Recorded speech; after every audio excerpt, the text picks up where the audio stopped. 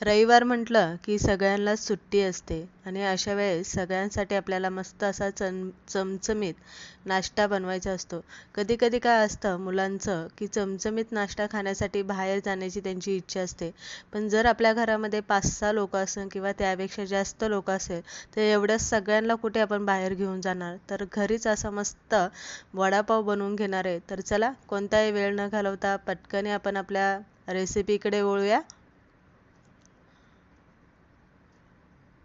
सगळ्यात पहिलं मी इथे बटाटे उकडायला लावलेले. आता बटाटे कसे उकडायला लावायचे हे मी इथे दाखवलेलं नाही आहे, कारण ते सगळ्यांना माहिती असतं. फक्त बटाटे जास्त उकलेपर्यंत किंवा गाळ होईपर्यंत उकडून घ्यायचे नाही.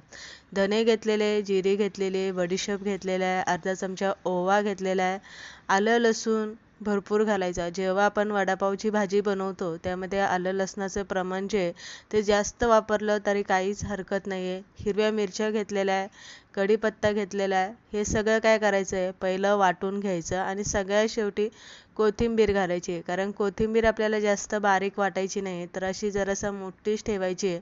म्हणून सगळ्यात शेवटी आपल्याला कोथिंबीर घालायची. आता हे वाटण करताना यामध्ये पाणी अजिबात घालायचं नाही, तर कोरडंच वाटून घ्यायचं. मसाला वाटून झालेला आहे भाजीसाठी. बटाटे उकडायला लावले होते, बटाटेसुद्धा आपले इथे उकडले गेलेले. बटाटे सोलून घ्यायचे आणि थंड करून घ्यायचे. थंड झाले ना की बटाट्याची भाजी जास्त ओलसर होत नाही. बटाटे पूर्ण गार झाल्याच्या नंतर ना काय करायचं आहे, मॅचरच्या साहाय्याने बटाटे पूर्ण फोडून घ्यायचं. आपण जसं पुरण बनवतो पोळीसाठी, अगदी पुरणासारखे आपल्याला बटाटे बारीक करून घ्यायचे. त्यानंतर ना काय करणार आहे, पळीभर तेल मी इथे घातलेलं आहे. आता बटाट्याची भाजी आपण वडापावसाठी जर बनवत असाल तर तेल जरासा जास्त वापरायचं. जिरी मोहरी घालून घेतलेले, केलेला ठेचा यामध्ये घालायचा. हळद, हिंग आणि कढीपत्ता घालून हे चांगलं आपल्याला इथे परतून घ्यायचं. हा मसाला मात्र आपल्याला इथे कुठेही कच्चा ठेवायचा नाही, तर चांगला असा त्यातला कचवटपणा मरेपर्यंत चांगला परतून घ्यायचा. आता मसाला परतून घेतला की आपण बारीक करून घेतलेला बटाटा यामध्ये घालायचा आणि बटाटा चांगला हलवायचा. वडापावची सगळ्यात जास्त टेस्ट कशावरती अवलंबून असते, तर आपण बटाट्याची भाजी कशी बनवतो त्यावरती वडापावची टेस्ट अवलंबून असते. चवीप्रमाणे यामध्ये मीठ घालायचं. मीठ घातलं की भाजी खालीवर करून मिक्स करून घ्यायची. बघू शकताय बारीक असा बटाटा झालेला आहे. तुम्ही जितका बारीक बटाटा बनवाल ना तितका तुमचा वडा व्यवस्थित चवीला लागतो. मसाले व्यवस्थित त्यामध्ये मिक्स होतात. 5-6 मिनटं काय करायचं आहे, झाकण ठेवून भाजी वाफेवरती चांगली परतून घ्यायची, म्हणजे मसाले मीठ बटाट्यामध्ये व्यवस्थित मुरले जातात. परत एकदा आपण चांगली हलवून घेतलेली आहे. इथे आपली बटाट्याची भाजी बनवून तयार झालेली आहे. आता काय करायचं आहे, थंड करायला मी बटाट्याची भाजी ठेवली होती. बटाट्याची भाजी पूर्ण थंड झाल्याच्या नंतरच त्यामध्ये कोथिंबीर घालायची. भाजी गरम असताना जर तुम्ही कोथिंबीर घातली तर कोथिंबीर काळपट पडते किंवा काळी पडते. थंड झालेली आहे, मग आपण कोथिंबीर भरपूर घालून घेतलेली आहे. भाजी परत एकदा हलवून घ्यायची आणि थोडीशी साईडला ठेवायची. आता आपण इथे काय करणार आहे, पीठ घालून घेणार आहे. तर बटाटे वडे करताना तुम्ही जे बेसन पीठ घेताय ते जास्त बारीक किंवा विकतचं जे बारीक पीठ असतं ते नाही घ्यायचं. तर काय करायचं आहे, रवळसर अशी डाळ गिरणीवरून दळून आणायची. जास्त बारीक नाही आणायची आणि जास्त मोठी नाही, अशी रवळसर दळून आणायची. आणि ते पीठ जर तुम्ही बटाटे वडे करण्यासाठी वापरले तर बटाटे वडे असे कुरकुरीत होतात ना, गाडीवरती जसे मिळतात कुरकुरीत, अगदी त्यापेक्षा सुद्धा तुम्ही घरी बनवलेले वडे कुरकुरीत होतात. घरी दळलेल्या डाळीचं पीठ मी इथे घेतलेले आहे. त्यामध्ये थोडंसं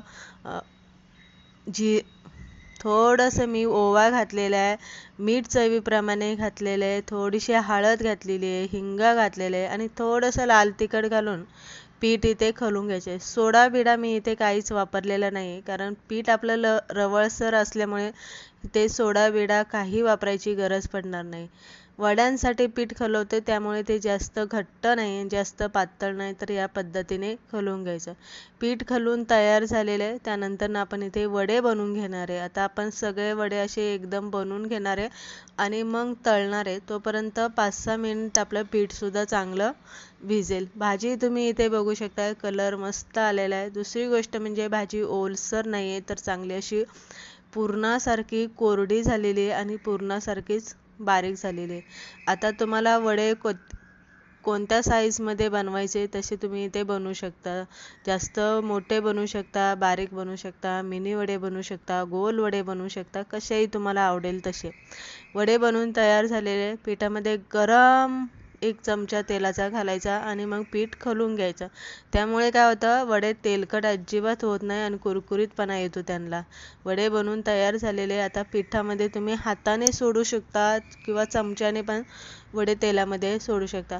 पण काय असतं, आपल्या हाताची पण एक चव आहे ना प्रत्येक रेसिपीमध्ये उतरत असते. त्यामुळे काय आहे, आपण मराठी माणसं, मराठी पद्धतीनेच आपल्याला जेवण बनवण्याची सवय असते. त्यामुळे कसलाही चमच्याचा बिंच्याचा देखावा इथे मी केलेला नाही आहे. हाताने सरळ वडे आपले तेलामध्ये सोडून घेतलेले. आता काय करायचं आहे, वडे खालच्या साईडने थोडेसे तळले गेले, तेलाच्या बुडबुड्या कमी झाल्या की मग वडे आपले उलटे करायचे. लगेच वडे जर तुम्ही उलटे करायला घेतले तर वडे फुटतात. आणि गॅस मिडियम ठेवायचा. मिडियम गॅसवरती चांगले कुरकुरीत वडे सोनेरी कलर येईपर्यंत तळून घ्यायचे. तेलातनं वडे काढताना मात्र गॅस मोठा करायचा, तेल थोडंसं तापवून द्यायचं आणि मग वडे तेलातनं बाहेर काढून घ्यायचं. त्याचं कारण सांगते, तेल थंड झालं की कोणताही पदार्थ तेल शोषून घेतो, पण तेल गरम असेल, चांगली हीट असेल तर तो पदार्थ तेल सोडून देतो, म्हणजे तो पदार्थ तेलकट अजिबात होत नाही. तर अशा पद्धतीने मस्त आज रविवार आहे आणि रविवारसाठी सगळ्यांसाठी मस्त असा चटपटीत सगळ्यांच्या आवडीचा मी इथे वडापाव बनवून घेतलेला आहे. सोबतच हिरवी कोथिंबीर आणि पुदिन्याची चटणी बनवून घेतलेली आहे. वडापाव म्हटलं की हिरव्या मिरच्या तळलेल्या आल्याच पाहिजे, झाल्याच पाहिजे, त्याशिवाय वडापाव खाण्यात कसलीच मजा नसते. आणि इथे घेतलेली आहे चिंच गुळाची चटणी. मस्त असा बेत आज नाश्त्याचा केलेला आहे. तुम्ही काय केलं आहे ते सुद्धा कमेंट करून